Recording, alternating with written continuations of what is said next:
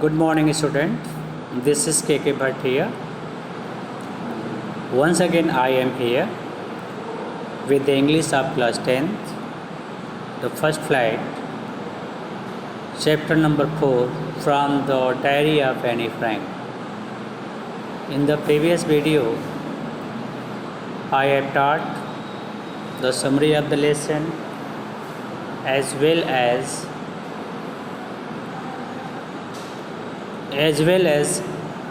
some paragraph of the lesson. Today once again I am here with PDF. Since see here, I will start from since no one would understand a word of my stories to Kitty if I were plunge writing. I would better to brief sketch of my life. See here what the Annie want to say. She said that since it means because. यहाँ since का मतलब क्या है? Because. No one would understand a word of my stories.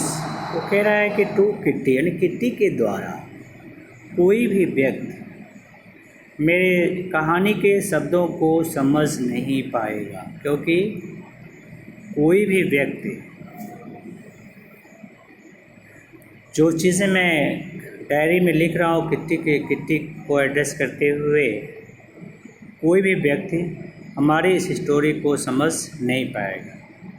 If I were to plunge right in, अब देख plunge right in, I would better provide a web sketch. जब मैं if I were to plunge right in, अभी मैं ठीक इस समय मैं इस प्लंज करूँगा, मतलब इसमें ड्रोन करूँगा. आई वुड बेटर प्रोवाइड, बेहतर होगा कि मैं प्रोवाइड करूँ a brief sketch of my life. A brief sketch of my life मतलब a brief autobiography of her life. It means she want to write a brief autobiography of her life. Much as I dislike doing so, हालांकि she did not like to do so, अर्थात वह ऐसा करना पसंद नहीं कर रही है. उसे आर्ट लग रहा है कि वो लोग कैसा फील करेंगे उसके बारे में. तो that is why she want to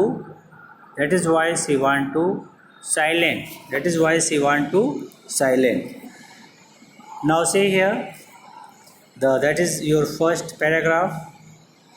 Now see here the next paragraph. My father, the most adorable father. Adorable means बेटा होता है lovable. Lovable means प्यार करने वाला, ठीक है. तो कह रही कि my father, the most adorable father. वो कह रही कि जो मेरे पिताजी हैं वो most adorable father है, मतलब most lovable father है. I have ever seen. जब से वो अपने पिता को देख रही है तब से वो यही पा रही है कि उसके जो पिता हैं वह अत्यधिक प्यार करने वाले फादर हैं.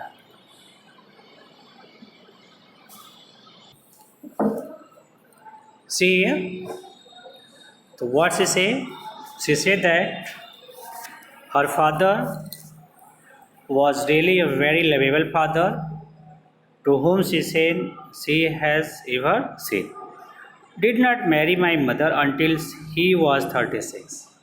वो कह रही है कि did not marry with my mother, यानी उन्होंने मेरी माँ से तब तक शादी नहीं किया जब तक कि वो 36 ईयर के नहीं हो गए.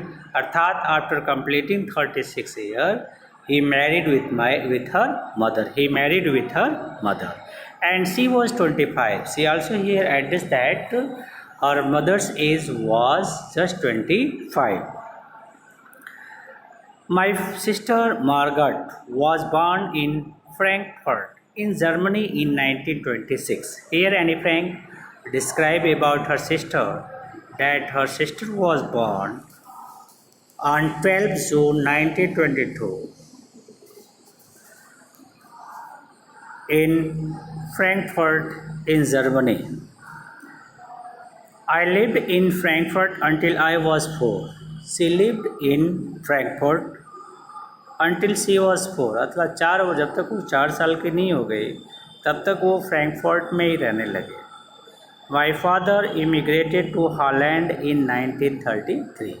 वो बता रही है कि जो उसके पिता हैं इमिग्रेट करना मतलब shifted to other country. Immigrate करना मतलब shifted to other country. It means उसके जो फादर हैं वो दूसरे देश हॉलैंड में शिफ्ट हो गए in 1933। My mother Edis Hollander Frank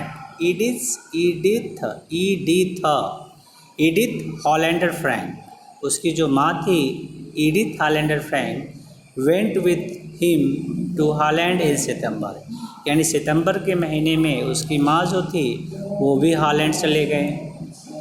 while Margaret and I were sent to Aachen, जबकि वो बता रही है कि जबकि Margaret and she both sisters were sent to Aachen to stay with our grandmother. It means अपने grandmother के साथ रहने के लिए उन दोनों बच्चों को एचएन भेज दिया गया, बिकॉज उसकी जो मदर हैं और फादर हैं दोनों लोग कहाँ हॉलैंड शिफ्ट हो गए। मार्गरेट वेंट टू हॉलैंड इन दिसंबर, यानी कि कुछ समय के बाद यानी दिसंबर में मार्गरेट भी हॉलैंड चले गए। And I followed in February, और फेब्रुवरी तक मुझे वहाँ रहना पड़ा। Because I was plunge down मतलब होता है किस चीज़ को आप रख दो, केप्ट कर दो on the table as a birthday present of Margaret, यानी मार्गरेट के बर्थडे प्रेजेंट के रूप में वो कहती है कि मुझे उस टेबल पर रख दिया गया। यानी she was alone left to live with her grandmother. तो look here, I think it is clear to all.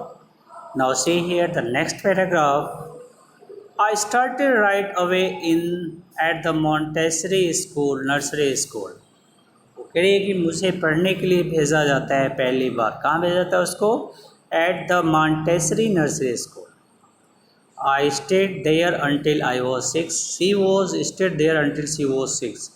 At which time I started, ठीक इसी समय she started in the first form, पहली कक्षा में उसने पढ़ना शुरू किया। In the sixth form, my teacher was Mrs. Coopers, the headmistress। यानी संरक्षिका कह सकते हो या तो प्रधानाचार्य कह सकते हो। यानी जो सिक्स में जब वो गई तो उसकी जो हेड मिस्ट्रेस थी उनका नाम मिसेस कूपरेस था। उनसे वो ज़्यादा अफेक्शनेट हो गई थी, उनसे उसका लगाव बहुत ज़्यादा हो गया था। यही कारण था at the end of the year, जब वर्ष की समाप्ति हुई, we were both in tears, दोनों के आंखों में आंसू आ गए। क्योंकि we said a heart breaking farewell, क्योंकि हम लोग एक दूसरे से बहुत जुड़ा हो गया था। तो जब उससे फेयरवेल हुए, अलग हुए, जब सेपरेट हुई उनसे मिसेस कूपरेस से, तो हार्ट ब्रेकिंग बहुत दुख पहुंचाने वाली विदाई थी। यानी कि बहुत दुख पहुंचाने वाली विदाई थी, अर्थात we can see like that वो बेरेबल पेन नहीं था, मतलब वो पेन ऐसा था जिसको बेरेबल नहीं किया जा सकता। Both are being soft because of the separation. Now see here the next paragraph. In the summer of 1941 grandma fell ill, उसकी जो ग्रैंडमा थी वो बीमार पड़ जाती हैं 1941 को। And had to have an operation, she had gone under an operation, और उनका क्या होता है बेटा? ऑपरेशन होता है, ठीक है। So my birthday passed with little celebration, चूँकि उनका ऑपरेशन होता है उस साल वो बीमार हो जाते हैं, तो इस कारण माई बर्थडे मतलब उसका जो जन्मदिन होता है विथ लिटिल बहुत छोटे हल्के में सेलिब्रेशन करके समाप्त किया जाता है। मतलब because of there is the bad condition of her grandmother as so on, that is why they postponed to celebrate her birthday as a big celebration। grandma died in January 1942। कह रहे हैं कि जो मेरी grandma थी, जो दादी उसकी थी, वो जनवरी 1942 में उनकी डेथ हो जाती है। No one knows how often I think of her, वो कह रही है कि मतलब कोई नहीं जानता कि मैं उनको कितना याद करती हूँ, आज भी वो उनके बारे में सोचती रहती है। स्टिल लव हर, और आज भी उनको बहुत प्यार करती है। मतलब सी लव हर डॉटर, सी लव हर ग्रैंड माँ, grand mother since now. This birthday celebrate in 1942. उनके डेथ के बाद जब इसका बर्थडे सेलिब्रेट किया गया, was intended to make up of other, दूसरों को, उसका इरादा था दूसरों को आकर्षित करना. And grandma candle was lit along with the rest, और दूसरी कैंडल के साथ साथ उसने अपनी दादी माँ के कैंडल को भी उसके साथ जलाया. ये इंडिकेट करता है कि बच्ची जो है, जो एनी फ्रैंक जो है, वो वास्तव में अपनी दादी से बहुत प्यार करती थी. ये वर्ड जो इंडिकेट करता है कि एनी फ्रैंक जो है वास्तव में अपनी दादी से बहुत प्यार करती थी. दैट इज़ वाई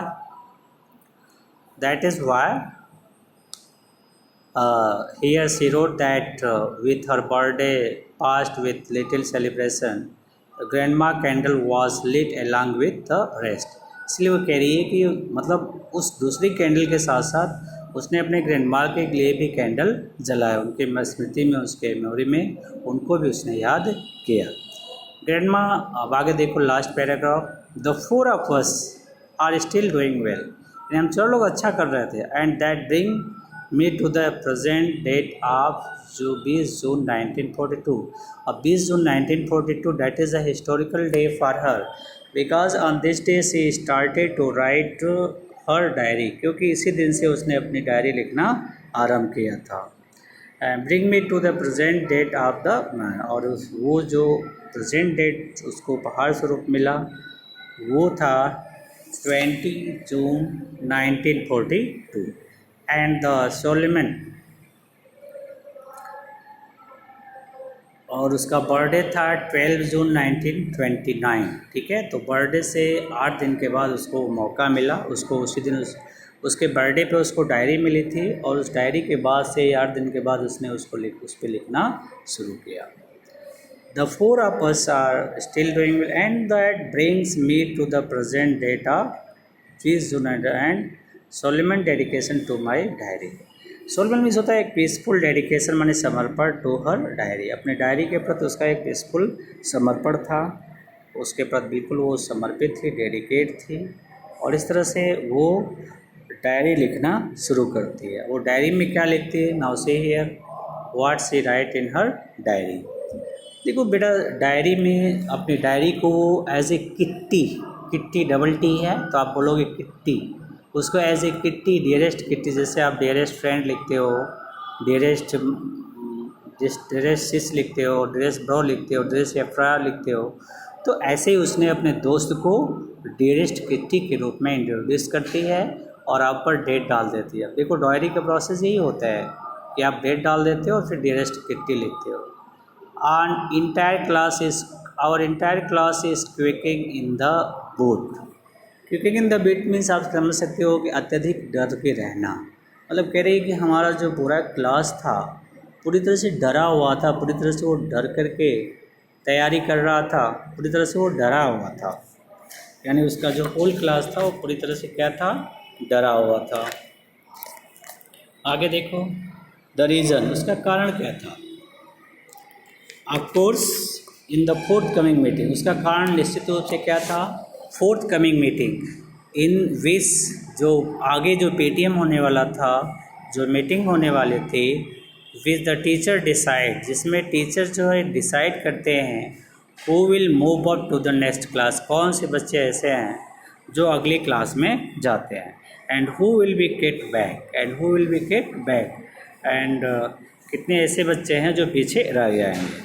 यानी how many students are promoted, that is decided by the teacher, as well how many students come back, that is also decided by the teacher. So who will be kept back? Half the class is making bets. आधी जो कक्षा थी वो शर्त लगा रही थी. KG and I laugh ourselves silly at the two boys behind. वो Jean, that is the name of her friend, and Annie Frank, both are laughing on silly मतलब foolish, जो foolish behavior था उन सब बच्चों को जो पीछे थे वो कौन थे? सियन और जैक्स. इन दोनों के मूर्खतापूर्ण व्यवहार को देख करके वो ज़ोर ज़ोर से हंसते थे. हु हैव स्टैक्ड, जो देयर इंटायर हॉलीडे, जो बिल्कुल अपने सारे हॉलीडेज़ को दांव पे लगा रहे थे. स्टैक्ड में दांव पे लगा, देयर पूरे ऑन देयर बेड्स, अपने शर्त के लिए.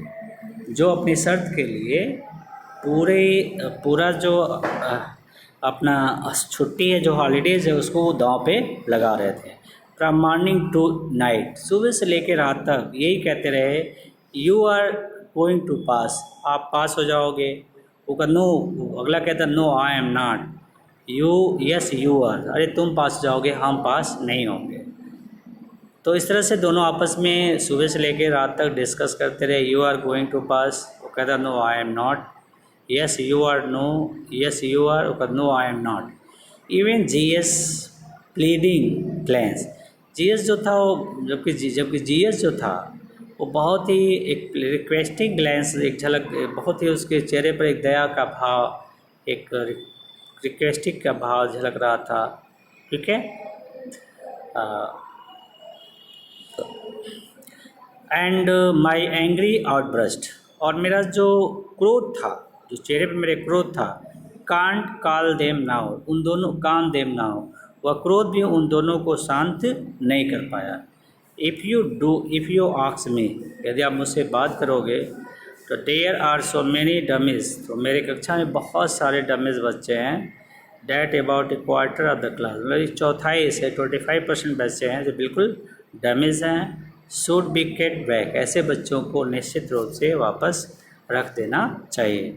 The teacher are the most unpredictable, बहुत अच्छी बात कह रहा है कि टीचर्स जो हैं वो अत्यंत अप्रत्याशित हैं, अनप्रेडिक्टेबल हैं, उनके बारे में हम कोई भविष्यवाणी नहीं कर सकते। वो अप्रत्याशित हैं, उनके बारे में हम कोई भविष्यवाणी नहीं कर सकते। Term is that a quarter of the class should be kept back, but teachers are the most unpredictable creature on the earth। कहती है कि जो टीचर हैं वास्तव में बहुत ही अप्रत्याशित हैं, बहुत ही अनप्रेडिक्टेबल हैं, उनके बारे में कुछ हम आगे बात नहीं कर सकते। उनकी थिंकिंग, उनके विचार सारे जो हैं बिल्कुल अलग हैं।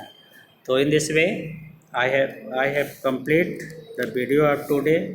आज मैंने आपका वीडियो कंप्लीट कर लिया। I hope it is clear to all, आप सबको समझ में आ गया होगा। If you have any problem you can consult me through WhatsApp group. Thanks to watch my video. I hope you will like, subscribe and share in your group. Thanks once again.